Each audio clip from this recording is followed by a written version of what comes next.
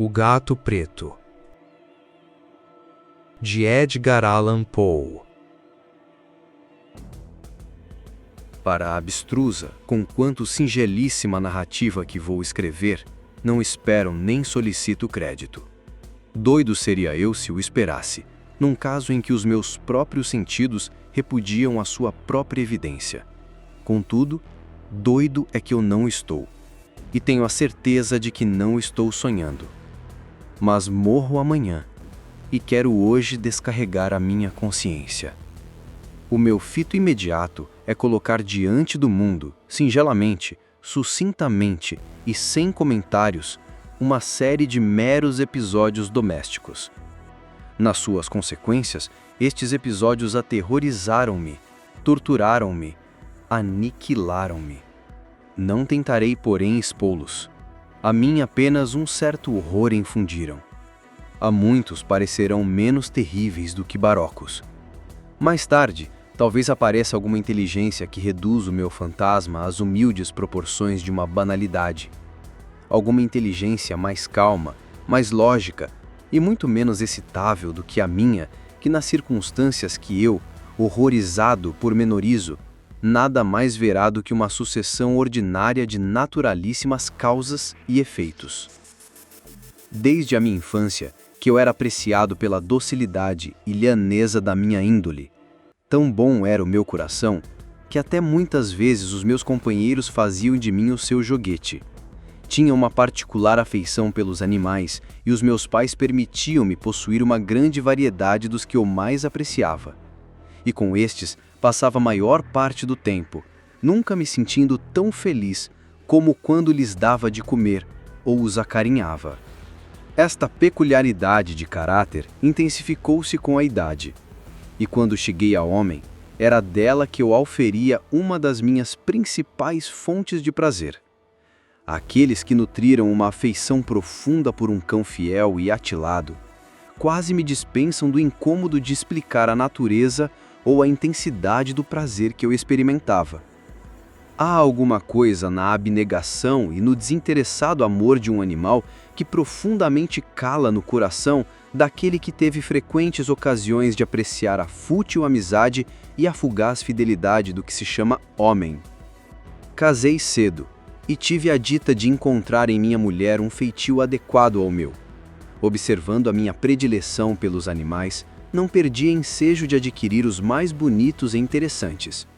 Tínhamos pássaros, peixes dourados, um belo cão, coelhos, um macaquinho e um gato. Este era um corpulento e belo animal, inteiramente preto e extraordinariamente inteligente. Falando da sua inteligência, minha mulher, que no íntimo tinha seu quê de supersticiosa, aludia frequentemente à antiga crença popular que considerava todos os gatos pretos como bruxas disfarçadas.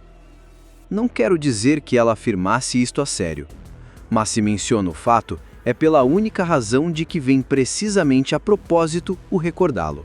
Plutão, assim se chamava o gato, era o meu companheiro predileto. Só eu é que lhe dava de comer e ele acompanhava-me sempre por todas as dependências da casa. Era até com grande dificuldade que eu o podia impedir de me seguir na rua. A nossa amizade durou assim uns poucos de anos, até que o meu feitio geral e o meu caráter começaram, devido à ação do demônio intemperança, a sofrer, coro ao confessá-lo, uma radical alteração para pior. Tornei-me, dia após dia, mais quesilento, mais irritável, mais desdenhoso dos sentimentos alheios. Permitia-me até usar de palavras desabridas para com minha mulher. Por fim, até cheguei à violência corporal. Os animais meus prediletos tiveram também, é claro, de sentir a mudança do meu temperamento. Não só os desprezei, mas até os maltratei. O Plutão, porém, ainda eu me coibia de o maltratar, mas nos coelhos, no macaco ou mesmo no cão, nenhum escrúpulo tinha em bater, quando, por acaso, ou pela sua afeição por mim, se me atravessavam no caminho.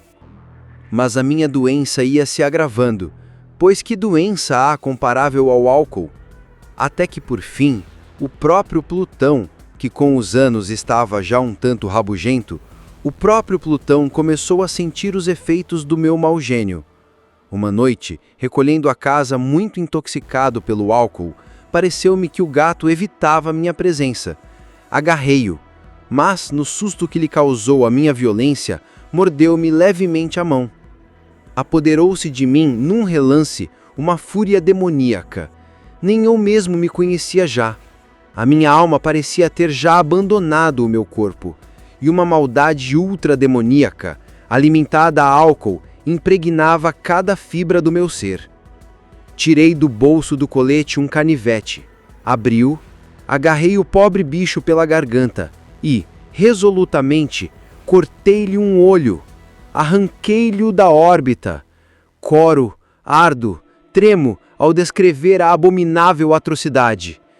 Quando, de manhã, recobrei a razão, depois de o sono haver dissipado os fumos da orgia noturna, experimentei um sentimento, meio de horror, meio de remorso pelo crime que perpetrara.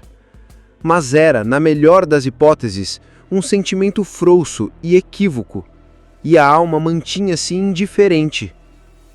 Atasquei-me de novo nos excessos, e não tardei a afogar em vinho toda a lembrança do ocorrido. Entretanto, o gato foi-se lentamente restabelecendo. A órbita do olho perdido apresentava, é certo, um aspecto horrendo, mas o bicho parecia já não sofrer. Andava pela casa como de costume, mas, como era de esperar, fugia, espavorido, sempre que eu me aproximava. Restava-me ainda tanto do meu velho coração que a princípio me magoava esta evidente aversão da parte de um ser que outrora tão meu afeiçoado se mostrara. Este sentimento, porém, depressa cedeu lugar à irritação, e então surgiu, como que para meu final e irrevogável descalabro, o espírito da perversidade. A filosofia não interessa a este espírito. Todavia, eu não estou mais certo de que a minha alma existe do que o estou de que essa perversidade é um dos primitivos impulsos do coração humano, um das indivisíveis faculdades primárias ou sentimentos que orientam e dirigem o caráter do homem. Quem 1000 vezes se não encontrou a cometer uma torpeza ou uma estupidez sem outra razão do que a de saber que não devia fazer tal coisa? Não temos nós uma perpétua tendência para violar aquilo que é lei simplesmente porque entendemos que é lei? Foi este espírito de perversidade, como ia dizendo, que veio apressar a minha derrocada final. Foi esta insondável ansiedade da alma de se molestar a si própria, de violentar a sua própria natureza, de fazer o mal somente pelo prazer de fazer o mal, que me instigou a prosseguir e finalmente a consumar a série de maldades que eu vinha infligindo ao inofensivo animal. Uma manhã, a sangue frio, enfiei-lhe o pescoço num laço e enforquei-o no galho de uma árvore. Enforquei-o com as lágrimas a correrem-me dos olhos e com mais acerbo remorso no coração.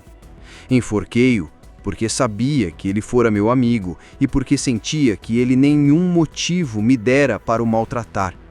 Enforquei-o porque sabia que fazendo-o cometia um pecado mortal que arriscaria tanto a minha alma como se eu a colocara, se tal fosse possível, para além do alcance da infinita mercê do misericordiosíssimo e terribilíssimo Deus.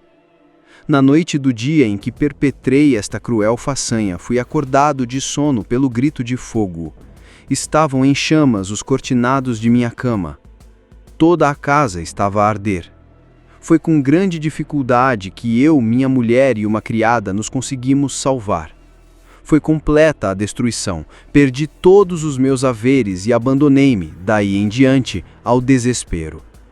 Conservo-me superior à fraqueza de procurar estabelecer uma sequência de causa e efeito entre o desastre e a atrocidade.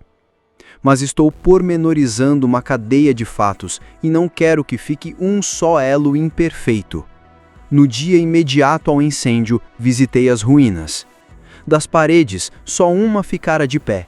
Era uma parede interior não muito espessa, que ficava a meio da casa e a qual estava encostada à cabeceira da minha cama. A cal resistira aí numa grande extensão à ação do fogo, o que eu atribuía ao fato de a parede haver sido caiada recentemente. Em roda desta parede aglomerava-se uma densa multidão e muitas pessoas pareciam estar examinando um certo pedaço dela com minuciosa e ávida atenção. As palavras estranho, singular e outras expressões similares excitaram grandemente a minha curiosidade. Aproximei-me e vi, como que gravada em baixo relevo sobre a superfície branca da parede, a figura de um gigantesco gato. O desenho era de uma perfeição deveras maravilhosa. Em volta do pescoço do animal estava atada uma corda. Quando dei com os olhos nesta aparição, atingi o auge do pasmo e do terror. Mas por fim veio a reflexão em meu auxílio. O gato, lembrei-me, fora enforcado num jardim adjacente à casa. Ao ser dado o alarme de fogo, este jardim fora imediatamente invadido pela multidão e uma pessoa qualquer, de certo, cortara da árvore o animal e atirara-o por uma janela aberta para dentro do meu quarto. Provavelmente isto fora feito com o fim de me acordar. As paredes, desmoronando-se, comprimiram a vítima da minha crueldade contra a cal recente. Esta, as chamas e o amoníaco do cadáver completaram a imagem que tanto espanto suscitava. Embora a minha inteligência eu apresentasse estas razões que, aliás, não satisfaziam cabalmente a minha consciência, o fato é que o portentoso caso não deixou de impressionar profundamente a minha imaginação. Durante meses não pude ver-me livre do fantasma do gato, e, durante este período, voltou-me ao espírito um semi-sentimento que me pareceu, mas não era, remorso. Cheguei a lastimar a perda do animal e a procurar a roda de mim por entre os torpes lugares que eu agora costumava frequentar, outro bicho da mesma espécie e um tanto ou quanto parecido com ele para suprir a sua falta. Uma noite, estando eu sentado, meio amodorrado num antro ultra infame, foi a minha atenção de chofre, atraída para um objeto preto, pousado em cima de uma das imensas pipas de aguardente ou de rum que constituíam o principal mobiliário da casa. Tinha já estado olhando atentamente para aquela pipa durante alguns minutos, e o que me surpreendia agora era eu não ter mais cedo visto ali aquele objeto. Aproximei-me e apalpei-o. Era um gato preto, um gato enorme, do tamanho do Plutão e que dele só num ponto diferia. O Plutão não tinha em todo o corpo nenhum só pelo branco. Este, porém, tinha uma grande malha branca, de contornos indefinidos, que lhe cobria quase todo o peito. Mal o toquei. O gato levantou-se imediatamente, rosnou com força, roçou-se pela minha mão e deu mostras de satisfação por se ver alvo das minhas atenções. Era este, enfim, o bicho que eu andava procurando. Pedi imediatamente ao dono que mo vendesse, mas este nada quis pelo animal, pois não sabia de onde viera, nunca o tinha visto. Continuei a afagá-lo, e quando ia a retirar-me, o bichano mostrou-se disposto a acompanhar-me. Permiti-lhe que o fizesse, e de vez em quando, pelo caminho, baixava-me e dava-lhe umas palmaditas. Quando chegou à casa, familiarizou-se imediatamente, e dentro em pouco, minha mulher tinha por ele uma especial predileção. Quanto a mim, devo confessar que daí a pouco comecei a sentir uma crescente antipatia por aquele animal. Era precisamente o inverso do que eu previra, mas não sei como ou por que foi, a sua evidente afeição por mim aborrecia-me e enojava-me. A pouco e pouco, estes sentimentos de aborrecimento e nojo foram se transformando no azedume do ódio. Evitava o animal, e evitava-o porque um certo sentimento de vergonha e a recordação da minha crueldade para com o outro me inibiam de lhe fazer mal. Passaram-se semanas sem que eu lhe batesse ou de qualquer modo o maltratasse, mas a pouco e pouco, comecei a encará-lo com uma repugnância inexprimível e a fugir silenciosamente da sua odiosa presença, como do bafo de um pestífero. O que sem dúvida mais fez com que eu odiasse o animal foi o ter descoberto na manhã seguinte à sua vinda para minha casa que, como ao Plutão, também lhe faltava um olho. Esta circunstância, porém, fez com que minha mulher lhe consagrasse maior estima, pois ela, como já disse, possuía num alto grau essa humanidade de sentimento que fora em tempo o meu característico apanágio, e o manancial de que brotavam muitos dos meus mais simples e mais puros prazeres. Com a minha aversão por este gato, porém, parecia aumentar a sua simpatia por mim. Seguia os meus passos com uma pertinácia que o leitor teria dificuldade em compreender. Todas as vezes que eu me sentava, deitava-se por baixo da minha cadeira ou saltava-me para os joelhos, cobrindo-me das suas repugnantes carícias. Se me levantava, metia-se-me entre os pés e seguia-me assim para onde quer que eu dirigisse os meus passos. Ou então, fincava-me a roupa às compridas e aguçadas garras e trepava-me até o peito. Nessas ocasiões, eu ardia na ânsia de o matar com um murro, mas retinha-me de o fazer, já pela recordação do meu crime anterior, já e principalmente, deixem-me imediatamente confessá-lo, por um absoluto medo do animal. Este medo não era precisamente medo de mal físico, e, no entanto, eu sentir-me-ia embaraçado para de outro modo o definir. Quase me envergonho de o confessar. Mesmo nesta cela da cadeia, eu quase me envergonho de o confessar que o medo e o horror que o animal me infundira foram exacerbados por uma quimera mais banal que seria possível conceber. Minha mulher muitas vezes me chamou a atenção para a malha branca de que falei, e que constituía a única diferença visível entre o estranho animal e o que eu matara. O leitor há de lembrar-se de que esta malha, apesar de grande, era indefinida no seu contorno, mas por transições muito lentas, transições quase imperceptíveis, e que por muito tempo a minha razão se esforçara por repelir como fantasiosas, assumira finalmente uma forma rigorosamente nítida. Era agora a representação de um objeto que eu não posso nomear sem estremecer, e era por este motivo, mais que por qualquer outro, que eu execrava e temia o monstro, e dele me teria desfeito se o tivesse ousado. Era agora, dizia eu, a imagem de uma coisa hedionda, de uma coisa tétrica, da forca. Ó lúgubre e terrível engenho de horror e de crime, de agonia e de morte! Era agora eu, o mais miserável dos miseráveis. E um bruto animal, cujo semelhante eu vilmente assassinara, um bruto animal a torturar-me, a mim, homem feito à imagem e semelhança do Deus, a torturar-me com angústias incomportáveis. Ai de mim! Nem de dia nem de noite eu conheci mais a ventura do descanso. De dia, o monstro não me deixava um momento só. De noite, acordava hora a hora de sonhos de indizível pavor, em que recebia na cara o bafo quente do bicho e sentia o seu enorme peso, um terrível pesadelo que eu não tinha força para sacudir, esmagando-me eternamente o coração. Sob a pressão de tais tormentos, os débeis restos de bondade que ainda havia dentro de mim não tardaram a sucumbir. Os pensamentos ruins tornaram-se os meus únicos íntimos, os mais negros e os mais ruins dos pensamentos. Passei a odiar todos os seres e toda a humanidade, enquanto, dos súbitos, amiudados e indomáveis acessos de fúria a que eu agora cegamente me abandonava, era a minha resignada esposa, ai de mim, a mais frequente e a mais paciente das vítimas. Um dia, acompanhou-me por qualquer necessidade doméstica ao subterrâneo do velho prédio que a nossa pobreza nos obrigava a habitar. O gato desceu comigo as escadas e, como me fizesse tropeçar, exasperou-me até a loucura.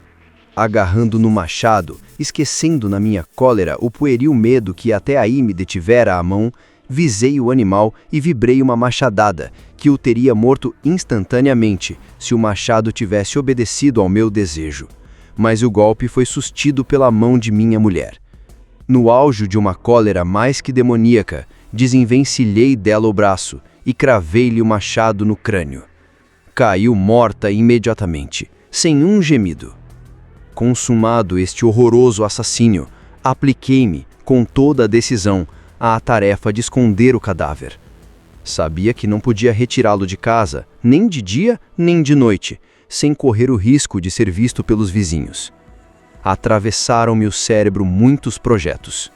Umas vezes pensava em retalhar o cadáver em pequenos fragmentos e destruí-los pelo fogo. Outras vezes, resolvia abrir uma cova no chão do subterrâneo. Outras, decidia escondê-lo no poço do pátio.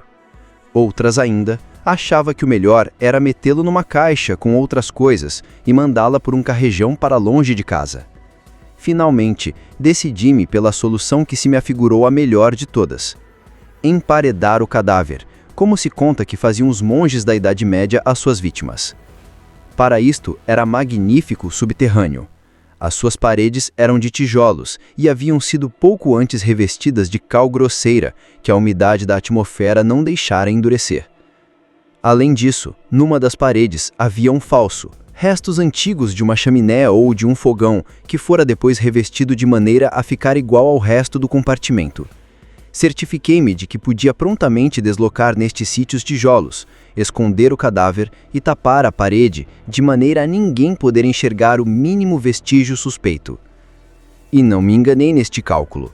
Por meio de uma alavanca de ferro, facilmente removi os tijolos e, tendo cuidadosamente depositado o cadáver de encontro à parede, finquei-o nessa posição, enquanto, sem grande trabalho, pus de novo tudo tal qual anteriormente se encontrava. Com todas as precauções possíveis, arranjei cal e areia e apliquei sobre os tijolos uma camada que não poderia facilmente distinguir-se da velha. Terminada a minha tarefa, senti-me satisfeito ao verificar que tudo estava nos devidos termos. A parede não apresentava o mais leve vestígio de haver sido bolida. Apanhei com o maior cuidado os detritos que caíram ao chão. Olhei triunfantemente em roda de mim e exclamei: até que enfim, não foi em vão o meu trabalho. O meu primeiro cuidado foi, depois, procurar o animal que fora a causa de tanta malvadez, pois resolvera, finalmente, matá-lo. Se tivesse podido apanhá-lo naquele momento, nenhuma dúvida poderia haver sobre a sua sorte, mas parecia que o astuto bicho, alarmado com a violência da minha fúria, evitava agora a minha presença. É impossível descrever ou imaginar a profunda, abençoada sensação de alívio que na minha alma causou a ausência do detestado animal. Passou a noite toda sem aparecer, e assim, por uma noite pelo menos, desde que o trouxe para casa, eu dormi profunda e tranquilamente. Sim, dormi, mesmo que com o assassínio a pesar-me na alma. Passaram-se mais 2 dias e o meu algoz não apareceu. Respirei como um homem livre. O monstro, aterrado, fugira de casa para sempre. Nunca mais o veria. A minha felicidade era suprema.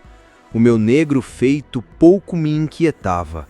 Haviam sido feitas umas investigações, mas a todas respondi com presteza. Tinham até feito uma busca, mas é claro que nada descobriram. Considerava assegurada a minha felicidade futura. No 4º dia depois do crime, entraram-me inesperadamente em casa uns policiais e procederam a uma nova busca em toda a casa. Certo, porém, da impenetrabilidade do meu segredo, eu nenhuma espécie de receio sentia. Os policiais pediram-me que os acompanhasse na busca. Não deixaram recanto algum por explorar. Por fim, pela 3ª ou 4ª vez, desceram ao subterrâneo. Nenhum músculo me tremeu. O coração batia-me serenamente, como bate o do inocente que dorme. Percorri o subterrâneo de lés a lés. Cruzei os braços sobre o peito e pus-me a passear, tranquilamente, de um lado para outro. Os policiais mostravam-se absolutamente satisfeitos e dispunham-se a retirar-se. O júbilo do meu coração era forte demais para poder ser reprimido. Ardia na ânsia de dizer uma palavra só que fosse, uma palavra de triunfo, que lhes duplicasse a certeza da minha inocência. Senhores, disse, finalmente, quando os policiais subiam as escadas, tenho muito prazer em ter destruído as suas suspeitas. Desejo-lhe saúde e um bocadinho mais de cortesia. A propósito, cavalheiros, isto Isto é que é uma casa bem construída.